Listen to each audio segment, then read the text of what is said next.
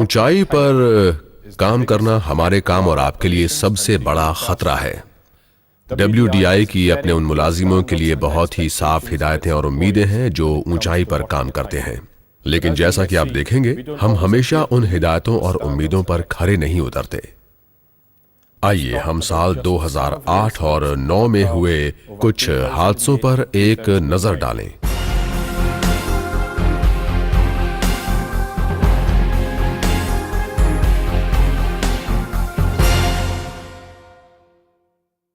Talk tube की rigging के बाद डेरेक मैन सीढ़ी उतर रहा था।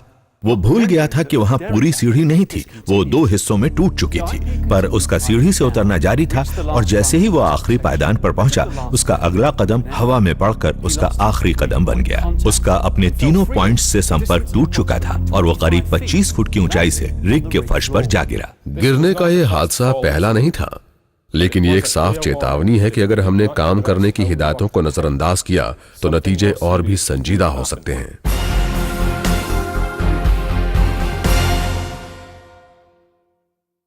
सवा 21 इंच डाइवर्टर के निपल डाउन के दरमियान ड्रिलर और डेरेक मैन BOP हॉइस्ट्स को काटने और मोबाइल एलिवेटिंग वर्क प्लेटफॉर्म को स्नो क्लिफ्ट की मदद से क्रेन हुक को मिलाने के लिए हाइड्रिल के सबसे ऊपर गए। बिना किसी हिफाजती सामान के ड्रिलर ने स्नो क्लिफ्ट से उतरने का फैसला किया और डाइवर्टर की चोटी पर खड़े होकर उसने AD से BOP हॉइस्ट को ढीला छोड़ने के लिए कहा। जब AD ने BOP हॉइस्ट को ढीला छोड़ा तो ड्रिलर ने अपना संतुलन खो दिया और 15 फुट की ऊंचाई से नीचे गिर गया। स्नो क्लिफ्ट बास्केट से ही डेरेक मैन ने हाथ बढ़ाकर ड्रिलर को पकड़ने की कोशिश की, लेकिन घूमते हुए डाइवर्टर की वजह से डेरेक मैन का दाहिना हाथ क्रेन स्लिंग और स्नो क्लिफ्ट बास्केट के बीच फंस गया, जिससे उसके दाहिने हाथ की हड्डी टूट गई।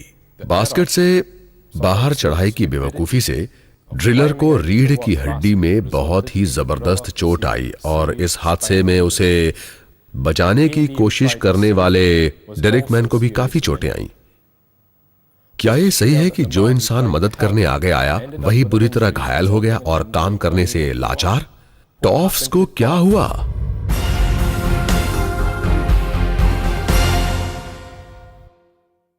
मुलाजिम को केसिंग स्टिंगर से सिर में चोट लगी और उसके बाद वो लगभग 12 फुट की ऊंचाई से जमीन पर गिर गया।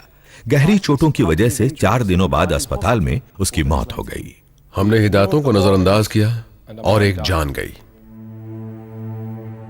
एक औरत जिसका पति नहीं रहा, 3 बच्चे बिना बाप के साए के, मां बाप ने औलाद खो दी, एक परिवार बिना आमदनी के। यह हादसा पिछले बरस का था। क्या इससे हमने कुछ सीखा? इस बरस से आप क्या उम्मीद करेंगे? अगर हम सबने पहले हादसे पर अच्छी तरह गौर किया होता तो दोबारा कोई नहीं गिरता, लेकिन लगता है कि हमने इस पर गौर नहीं किया, हमने नहीं सीखा और लोगों को चोटें लगना जारी है। और अगर हमने नहीं सीखा तो फिर कोई और जरूर मरेगा, वो आप भी हो सकते हैं। तो एक इंसान मरता है और दूसरा जख्मी होता है। हमने क्या सीखा अब तक? लगता है कुछ ज्यादा नहीं।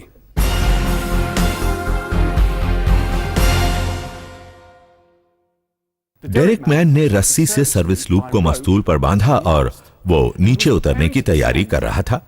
उसने दोहरी परत वाला पूरे शरीर पर कवच पहना हुआ था। जब वो एंकर पॉइंट से हुक निकाल रहा था तभी हुक रस्सी में फंस गया। डेरेक मैन ने कुछ ताकत लगाकर हुक को छुड़ाना चाहा। हुक निकल तो गया, लेकिन उसने अपना संतुलन खो दिया। शुरू में तो वो 7 फुट नीचे सब बेस पर कूदा, पर फिर भी वो संतुलन नहीं बना सका और 6 फुट नीचे जमीन पर गिर गया। बाद में डेरेक मैन की पीठ पर लगी चोटों का इलाज दवाखाने में किया गया।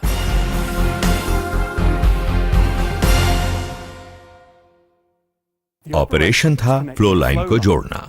मुलाजिम सब स्ट्रक्चर साइड के कनेक्शन को ठीक करने के लिए रिग की सतही सीढ़ियों से हैंड रेल्स पर चढ़ा। उसने अपने कवच का हुक किसी चीज में नहीं फंसाया था और जैसे ही फ्लो लाइन घूमी वो जमीन पर गिर गया। इससे उसकी कलाई टूट गई। ये एक और चेतावनी थी।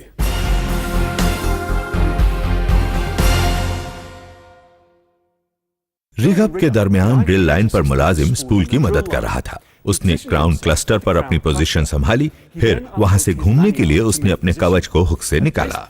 तभी वो फिसल गया और हैंड रेल्स के बीच से 19 फुट नीचे जमीन पर गिर गया।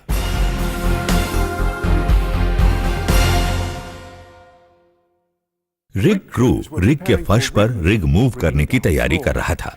PS-21 को बेल निपल के साथ हटा दिया गया और BOP को इनेबल करने के लिए सब स्ट्रक्चर से हटा दिया गया। योजना के मुताबिक ऑपरेशन था ट्रैवलिंग ब्लॉक्स को मस्तूल से लटकाना। ऑपरेशन में एक ड्रिलर, एक सहायक ड्रिलर और एक फ्लोरमैन शामिल थे। जब ब्लॉक्स को लटकाने का वर्क परमिट तैयार किया जा रहा था, फ्लोरमैन और उसके सहायक को लगा कि रोटरी टेबल के खुले हिस्से को ढकने के लिए उस पर होल कवर रखा जाए। तो एक तरफ से सहायक ड्रिलर और दूसरी तरफ से फ्लोरमैन ने होल कवर को उठाने की कोशिश की, और जैसे ही उन्होंने ऐसा किया, फ्लोरमैन फिसल गया और खुले छेद से नीचे गिर गया। यह एक और जानलेवा हादसा हो सकता था। क्या इस चेतावनी पर ध्यान नहीं दिया गया? WDI में यह तय करने का हमारा मजबूत इरादा है कि हमारे किसी भी ऑपरेशन में किसी को भी चोट न पहुंचे। क्या सिर्फ हमारा मजबूत इरादा ही इन घटनाओं में शामिल उन मुलाजिमों के लिए काफी है? क्या आपको लगता है कि उन मुलाजिमों की अपने परिवारों के प्रति भी कोई जिम्मेदारी है? तो हम इन हादसों को दोबारा घटने से रोकने के लिए क्या करें? हाल की गलतियों से सबक न लेने के कारण WDI ने ऊंचाई से गिरने की घटना रोकने के लिए एक नई जीरो टॉलरेंस पॉलिसी चलाई है। किसी को भी कोई नुकसान पहुंचे, WDI बर्दाश्त नहीं करेगी। WDI उन मुलाजिमों को बर्दाश्त नहीं करेगी जो बुनियादी हिदायतों को नजरअंदाज करेंगे, ना ही उन्हें जो हिफाजत करने वाले साजो सामान के बगैर ऊंचाई पर काम करते हैं। अगर ऐसा करता हुआ कोई भी आपको नजर आए तो तुरंत टॉफ्स को खबर कीजिए और उसकी जिंदगी बचाइए। इंसानियत के नाते यह हमारा फर्ज है। आपको लगता है कि जब आप बिना किसी हिफाजती सामान की ऊंचाई पर जाते हैं जिससे समय बचता है और काम आसान होता है, तो आप सही काम कर रहे हैं?